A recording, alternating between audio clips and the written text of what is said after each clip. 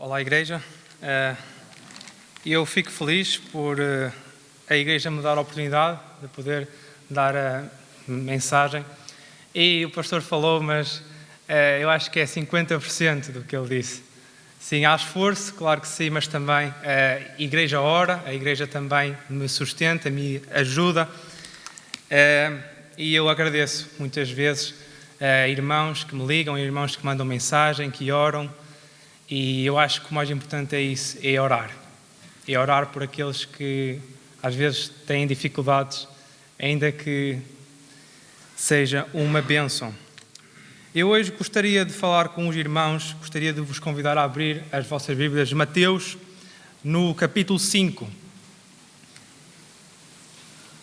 Mateus, no capítulo 5, e nós vamos ler do verso 1 até ao verso 12. No livro de Mateus, no capítulo 5, do verso 1 até ao verso 12,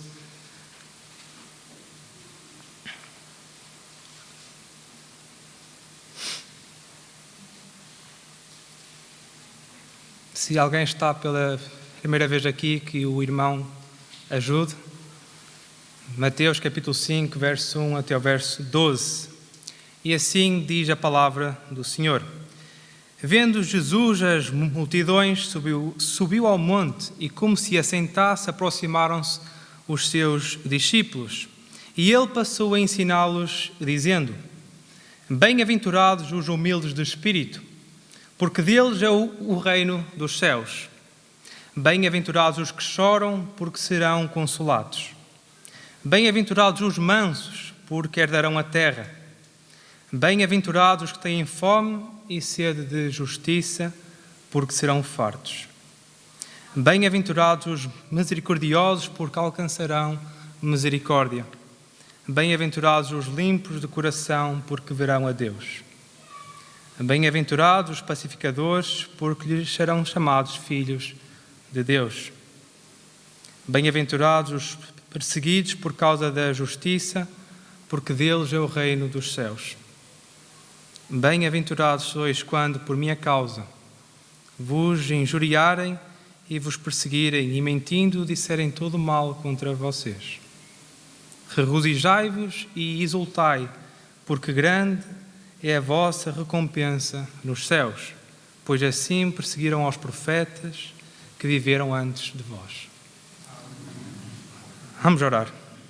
Nosso Deus, nosso Pai, sabendo da nossa insignificância, sabendo da nossa fraqueza, eu te peço, Pai, que o Senhor possa falar às nossas vidas. Que o teu Santo Espírito se mova neste lugar e que o Senhor nos convença de que somos falhos, de que dependemos exclusivamente de Ti. Amém. Senhor Deus, que a Tua palavra seja como uma flecha que vai aos nossos corações. E tudo isto eu te peço, no nome do Senhor Jesus Cristo. Amém.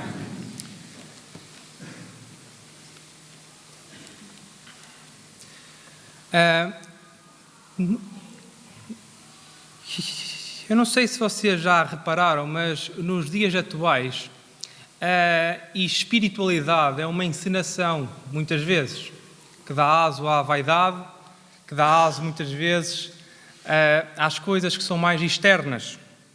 Então, na ética do mundo, os homens são aplaudidos por aquilo que eles demonstram a nível físico, a nível de fora, mas não o que é realmente deles, interno. Escutam a verdade, mas não a colocam nas suas vidas. Apontam falhas ao próximo, mas não se preocupam com a sua condição perante Deus. Vivem ansiosos pela ânsia de juntar riquezas, construir grandes impérios, de modo a exercer poder sobre o seu semelhante, ainda que muitas vezes isso leva à guerra e até muitas vezes à morte. Já no reino de Deus, no qual o Senhor Jesus vai falar, e eu gostava de me cingir do verso 1 até ao verso 6, a verdadeira espiritualidade não busca holofotes, nem o reconhecimento dos homens, mas visa exclusivamente agradar a Deus, que tudo vê em secreto e sonda o nosso coração. Aquele que é espiritual é aquele que no seu quarto demonstra isso.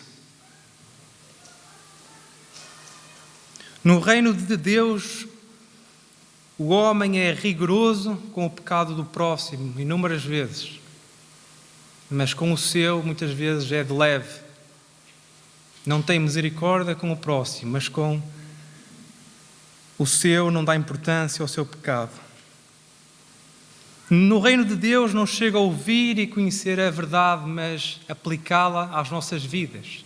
Temos que meter a palavra na nossa vida, no nosso emprego, no sítio onde nós estamos.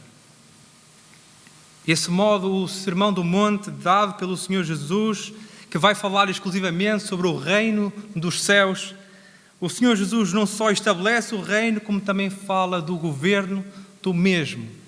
E também fala daqueles que fazem parte dele. O Senhor Jesus diz que feliz é aquele que nada ostenta diante de Deus, mas que se humilha e que chora pelos seus pecados. E diz que sem Deus não há para mim salvação alguma. E esse é o verdadeiro espiritual. E esse é o feliz aos olhos de Deus. Assim gostaria de vos convidar a que nós dessemos ênfase do verso 1 até ao verso 6 de forma sequencial. Do verso 1 até ao verso 6, vendo Jesus as multidões, subiu ao monte. Vendo Jesus as multidões, subiu ao monte. Aqui vemos que Jesus está certamente no ponto mais alto do seu ministério, certamente no auge da sua popularidade. Centenas, milhares de pessoas o seguiam atentamente nas redondezas do mar da Galileia. Eram inúmeras pessoas, centenas, milhares, o seguiam, quilómetros e quilómetros. Iam aos montes com ele, às margens dos rios. E eu aqui faço duas questões acerca destas pessoas. Como é que elas seriam?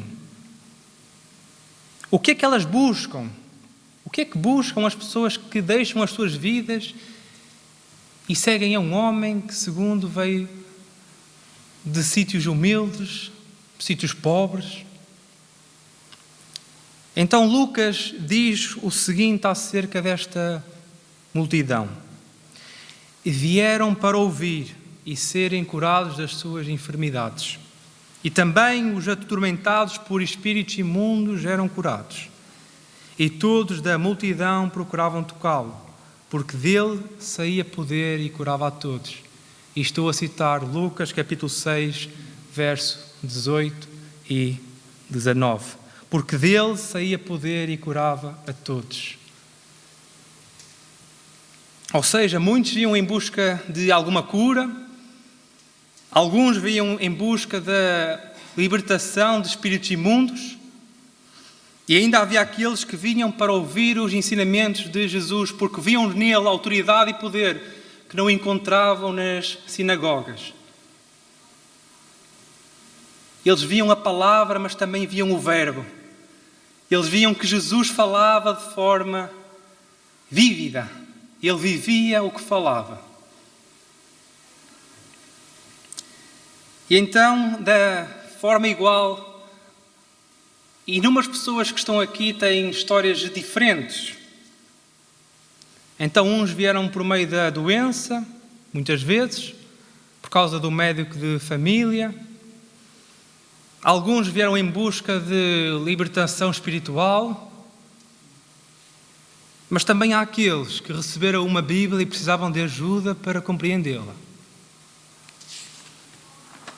E ainda com histórias e passados diferentes que nós temos, podemos hoje, uma igreja unida pela fé no Senhor Jesus, dizer as mesmas palavras que o rei Davi uma vez disse: eu clamo a ti, ó Deus, pois tu me respondes. Inclina para mim os teus ouvidos e ouve a minha oração. E esta oração certamente é feita por muitos de nós. ainda que com histórias diferentes, passados diferentes, vidas, famílias diferentes, mas temos o mesmo Deus, o mesmo Senhor, a mesma fé, a fé que salva, a fé que tem poder para salvar.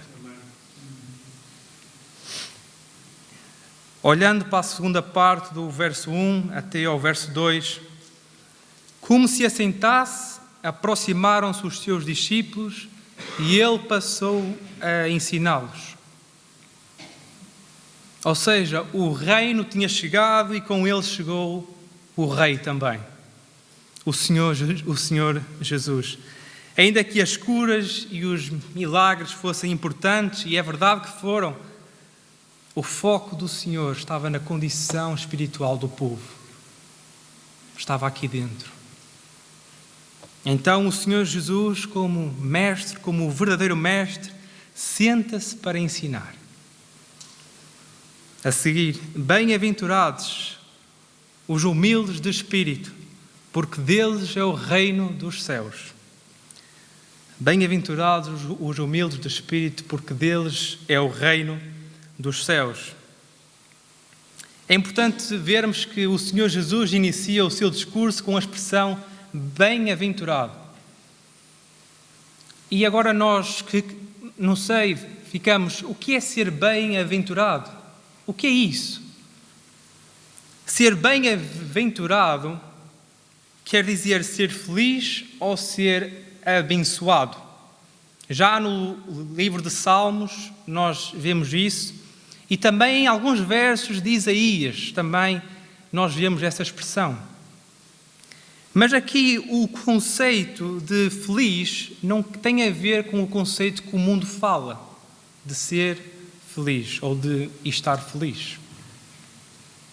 No reino dos céus o caminho é inverso. O que para este mundo é ganho, para o Senhor é perda. E o que para o Senhor é ganho, para este mundo é perda. A felicidade que Jesus descreve não se pode conquistar ou procurar pelas coisas deste mundo, mas se recebe pela mão de Deus. É um presente da mão de Deus. Nós não podemos buscar por meio de jornadas de 150 quilómetros, nós não podemos buscar pelo nosso esforço, mas nós recebemos pela fé. Não é pelos nossos méritos que nós alcançamos essa alegria, essa paz com Deus. A verdadeira felicidade é estar em paz com Deus. Mediante isto, igreja, nós não dizemos eu estou feliz, mas eu sou feliz. Ainda que muitas vezes a família esteja em situações adversas, os empregos bastante difícil, economicamente, mas eu posso dizer, eu sou feliz no Senhor, porque eu estou de bem com Ele. E nós podemos ser as pessoas com mais dificuldades à face da terra, mas se eu estiver de bem com Deus, eu valo muito no reino dos céus. Então Jesus diz, a felicidade que Jesus escreve é o resultado do certo relacionamento com Deus, conosco mesmos e também com o nosso irmão. Se eu não estiver de bem com Deus, eu não vou estar de bem com o meu irmão. Eu não vou estar de bem com o meu irmão. Então Jesus, felizes os humildes de espírito, porque deles é o reino dos céus. E aqui também surge a questão, o que é ser humilde ou ser pobre de espírito? Ser humilde é reconhecer a nossa total dependência de Deus. No contexto da frase, refere-se a todo aquele que reconhece que nada é sem Deus, colocando a sua confiança no Senhor. É como alguém miserável que anda à busca do verdadeiro pão. É o pão da vida. Assim somos todos nós, necessitados da misericórdia do Senhor. E aqui surge em Lucas 18 o que aquele cobrador de impostos diz. Mas o cobrador de impostos ficou à distância, longe, com vergonha. E ele nem ousava olhar para o céu, mas batendo no peito, dizia: Deus, tem misericórdia de mim que sou pecador. Deus, tem misericórdia de mim que sou pecador. E isto é ser humilde de espírito. Em oposição à soberba dos fariseus que ali estavam, um humilde de espírito confessa o seu pecado e a sua fraqueza diante de Deus.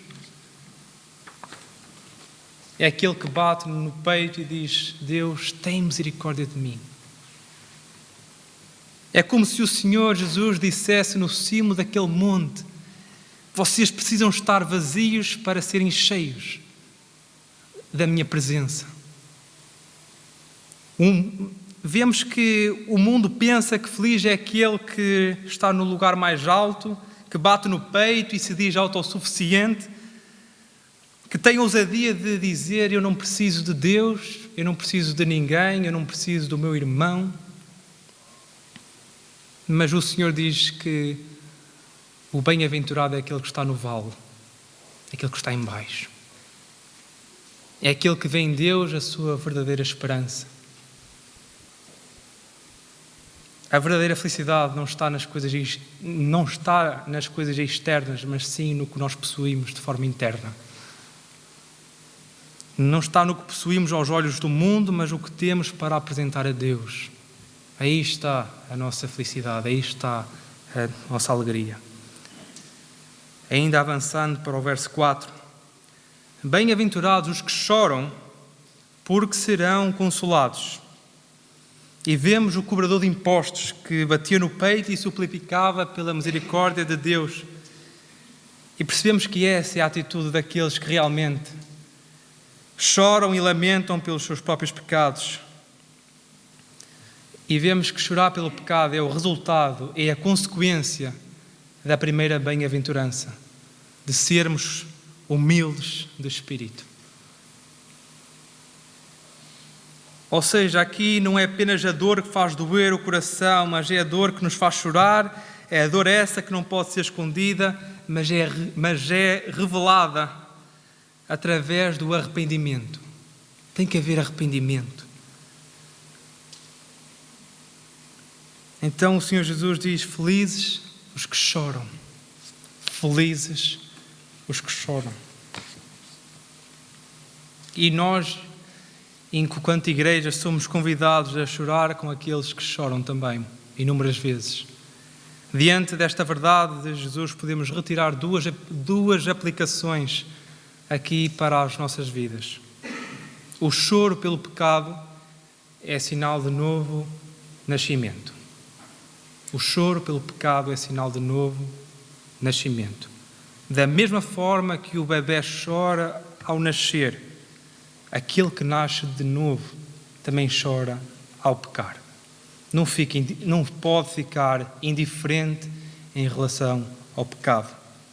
Mas arrepende-se e volta para os braços do Senhor como um filho que volta para os braços do Pai. E a segunda aplicação é que nós não podemos ficar indiferentes às dificuldades e aos pecados do nosso irmão. E aqui eu refiro-me, não é pelo meu irmão estar em pecado, estar em dificuldade que eu me afasto. Pelo contrário. Orar pela sua vida, ainda que à distância ou perto, e levá-lo ao arrependimento. Ajudá-lo a restaurar a sua relação com Deus.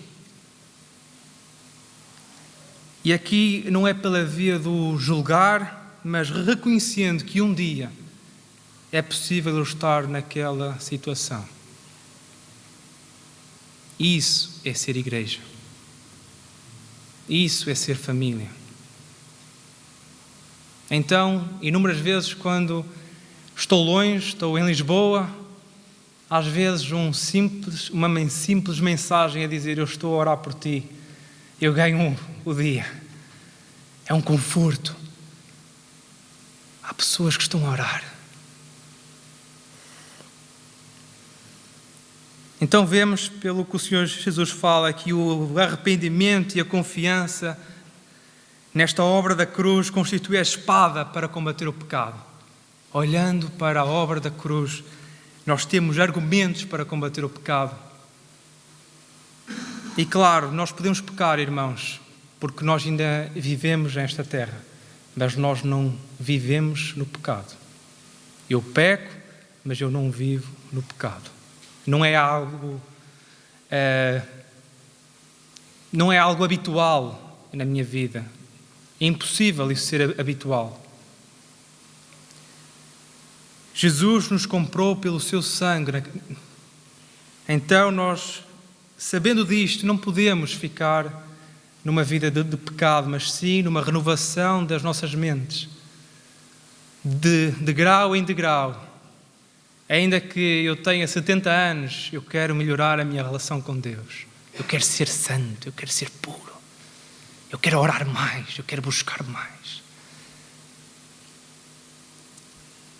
O 5, verso 5. Bem-aventurados os mansos, porque herdarão a terra. E aqui podemos ser motivados a pensar que ser manso é alguém que já nasce com isso. O manso já nasce manso. Mas não é isso que o Senhor Jesus diz. Não é uma virtude que vai nascer com a pessoa, mas é algo interno, uma obra.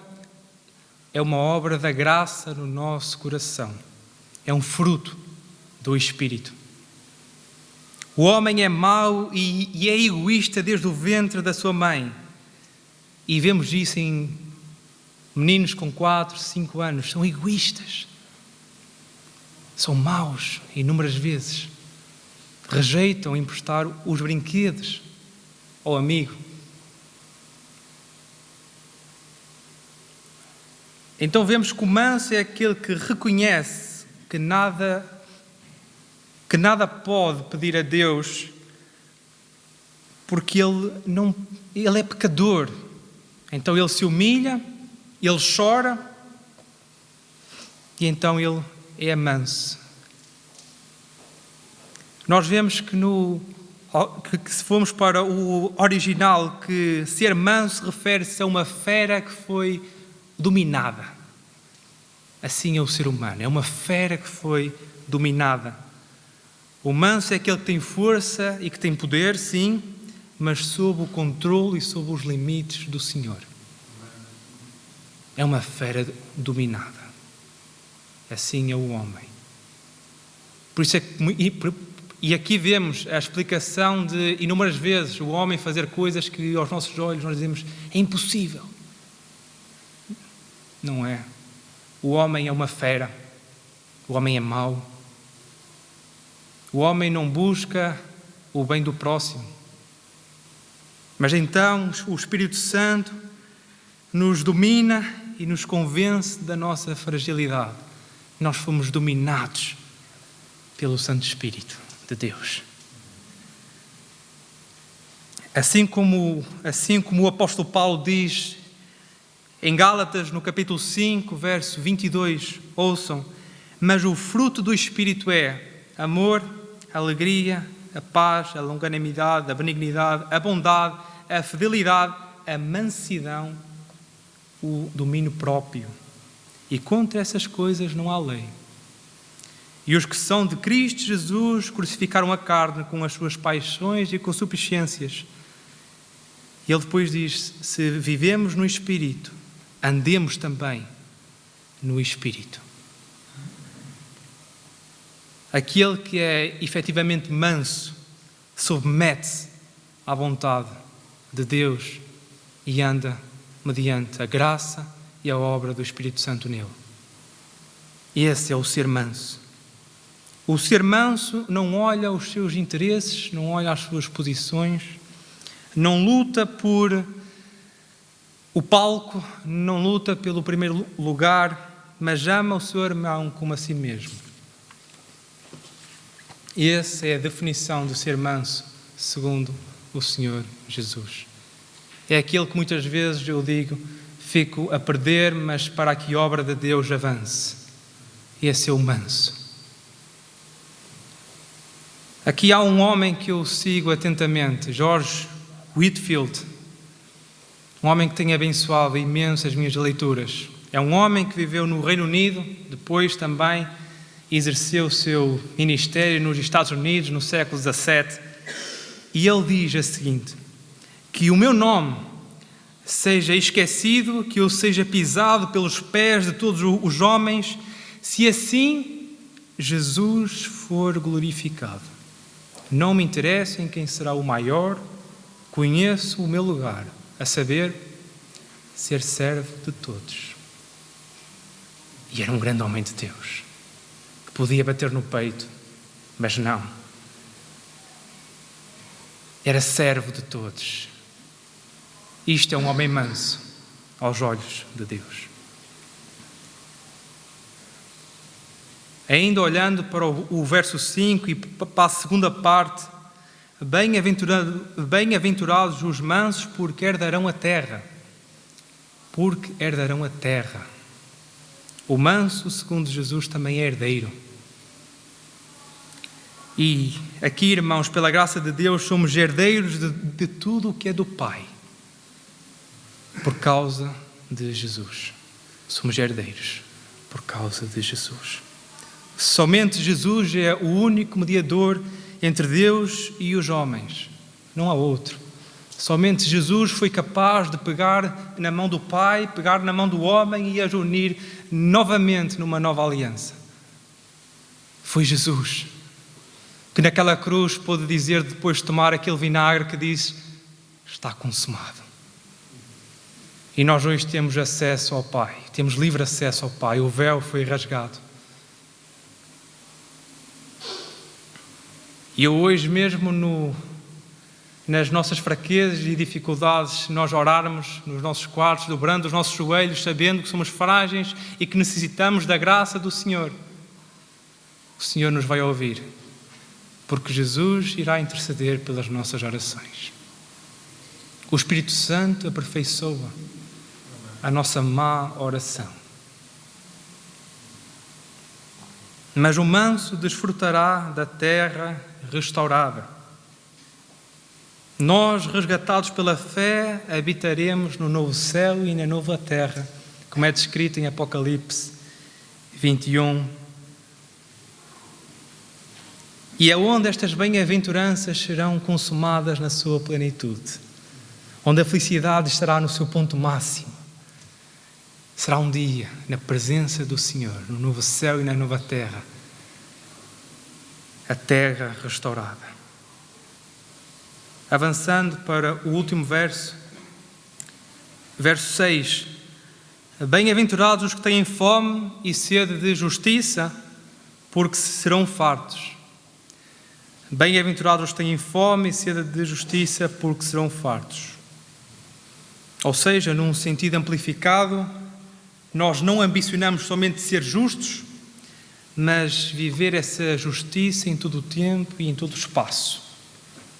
A injustiça que nós vemos no mundo faz-nos olhar, muitas vezes, com anseio, com a expectativa para o novo céu e para a nova terra, onde não haverá injustiça.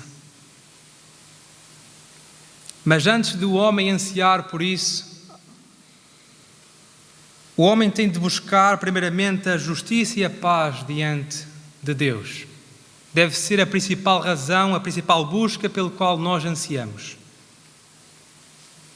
E vemos que o apóstolo Paulo diz, no início da sua carta aos Romanos, todos os homens pecaram e estão destituídos da glória de Deus. Todos os homens pecaram e estão destituídos da glória de Deus. E nós aqui vemos que estamos perdidos.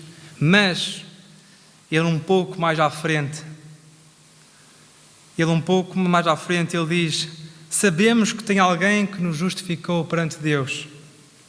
E esse alguém, cujo nome é Jesus de Nazaré, que tem poder para salvar. E eu passo da morte para a vida. Estava perdido e foi achado. Estava na escuridão e passo para a luz, pelo nome de Jesus. Olhando para o capítulo 5 de Romanos, do verso 1 até ao verso 2, o apóstolo Paulo, que antes estava perdido em seus pecados, perseguia a igreja de Deus, mandava matar homens santos, ele diz o seguinte, Romanos capítulo 5, verso 1 e verso 2, e tendo sido, pois, justificados pela fé, temos paz com Deus, por nosso Senhor Jesus Cristo, pelo qual também temos entrada pela fé a esta graça na qual estamos firmes e nos gloriamos na esperança da glória de Deus. Somente Jesus tem poder para salvar. Não há outro nome, não há outro homem.